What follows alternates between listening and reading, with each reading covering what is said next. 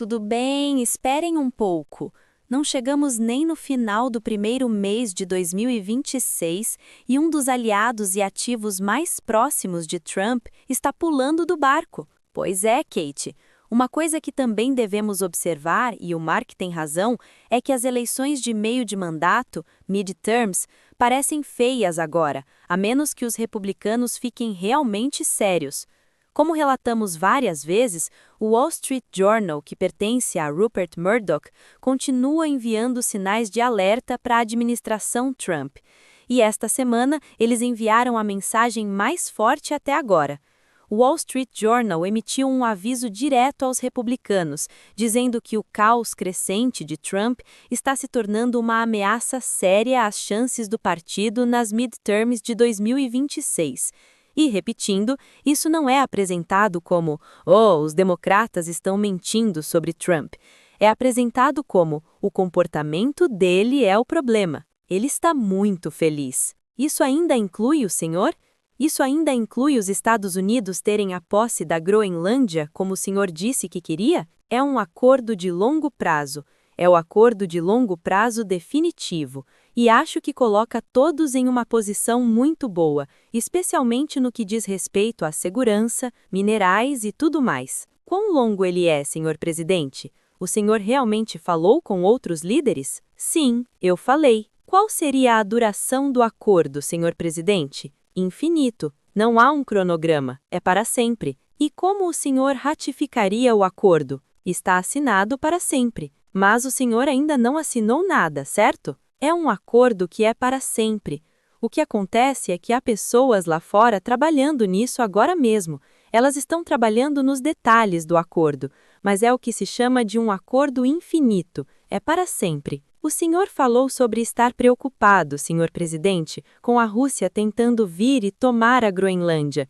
Se o senhor está preocupado que Putin faria algo assim, por que convidá-lo para se juntar ao seu Conselho de Paz? Porque queremos todas as nações. Queremos todas as nações onde as pessoas tenham controle, onde as pessoas tenham poder. Dessa forma, nunca teremos problemas. É o maior conselho já reunido e todos querem participar. Sim, eu tenho algumas pessoas controversas nele, mas são pessoas que fazem o trabalho, são pessoas que têm uma influência tremenda. E sabe, se eu colocasse apenas bebês no conselho, não seria muita coisa. Então ele foi convidado, ele aceitou. Muitas pessoas aceitaram. Acho que não conheço ninguém que não tenha aceitado, mas vai ser ótimo. Acho que o Conselho de Paz será o conselho mais prestigioso de todos os conselhos e vai realizar muito trabalho que as Nações Unidas deveriam ter feito, e trabalharemos com as Nações Unidas. Mas o Conselho de Paz será especial. Teremos paz. Começou com Gaza, o Oriente Médio. Temos paz no Oriente Médio, uma paz tremenda no Oriente Médio. Ninguém achava que isso fosse possível. E isso aconteceu ao eliminar a ameaça nuclear do Irã. Sem isso, nunca teria acontecido. Mas o conselho será, eu acho, realmente fantástico.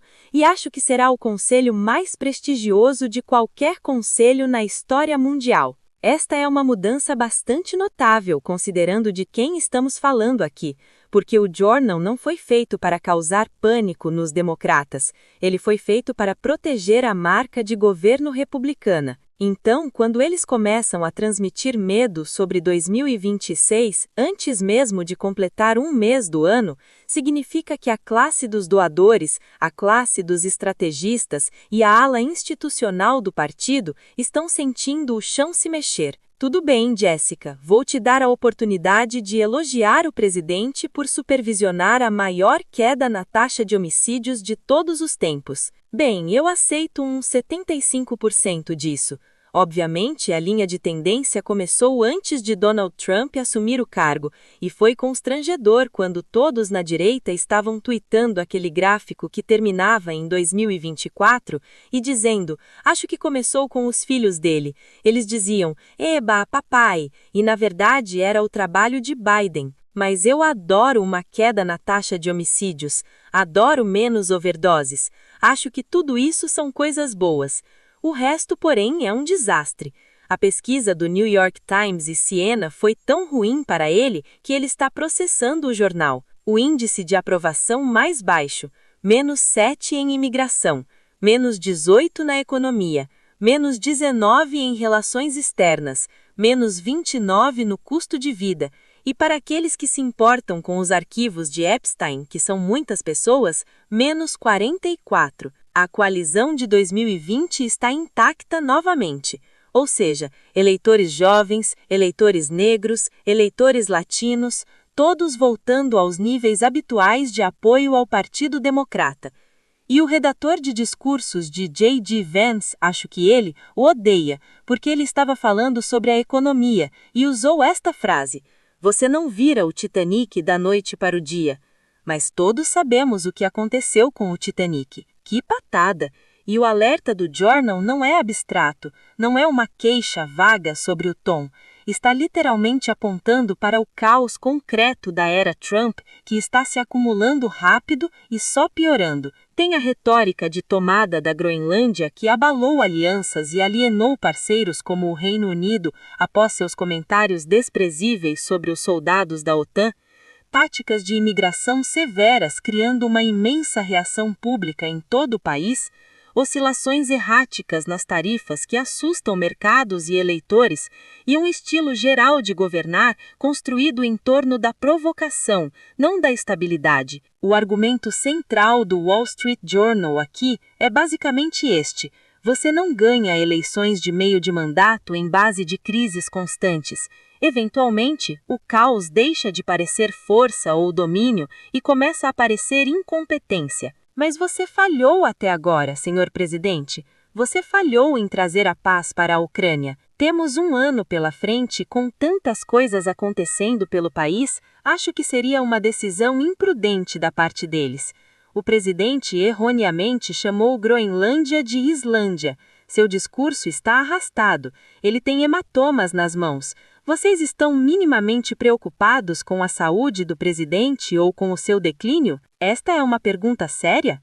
Este presidente dorme cerca de 3 horas por noite. Ele trabalha mais do que todos neste prédio por um fator de 2 ou 3. E enquanto Trump e seus homens e mulheres do sim querem que os republicanos e eleitores acreditem que, bem, está tudo indo muito bem, e o partido está unido, a base está energizada e forte, um dos veículos de inclinação mais conservadora está dizendo exatamente o contrário, afirmando que o caos, na verdade, energiza a oposição, afasta os independentes e torna o argumento de governança do Partido Republicano mais difícil de vender. Sem mencionar que o mesmo Wall Street Journal publicou recentemente uma reportagem bombástica documentando como agentes do ICE podem estar tentando bater cotas de prisão, levando a quê?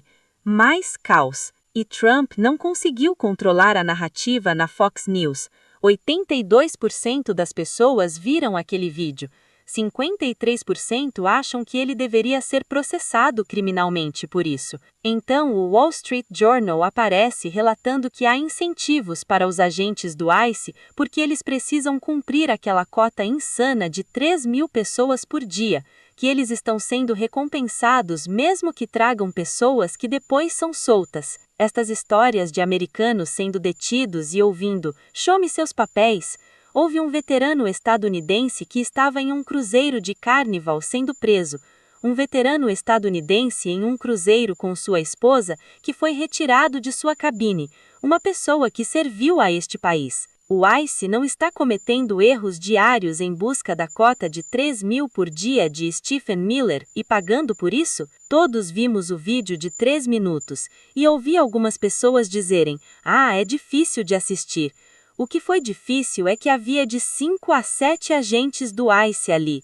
No meu mundo, meus colegas e eu já prendemos pessoas perigosas nas estradas secundárias do condado de Cumberland, com 3 ou menos deputados. Entretanto, esta foi uma demonstração de força, ou o que estavam tentando fazer com 7 pessoas. O que é ainda mais perturbador é o comentário feito pela testemunha que filmou este encontro, que disse que nos 3 minutos em que eles saíram, tiraram um cara do carro, algemaram, colocaram-no no carro e todos partiram, deixando o carro dele com as janelas abertas, as luzes acesas, inseguro e desocupado. Deixaram-no bem no lado da rua.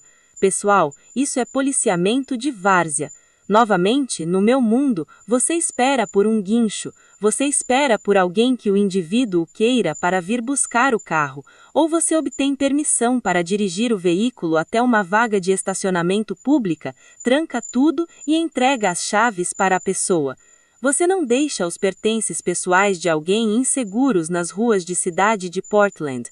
Não é justo para o dono do carro, com certeza não é justo para a polícia de Portland. E é isso que, pelo que entendo, está acontecendo. Terminarei com isto. Estão nos contando uma história que é totalmente diferente do que está ocorrendo, ou do que ocorreu ontem à noite. Por anos, Trump sobreviveu a escândalos e falhas porque o ecossistema de mídia conservadora ou o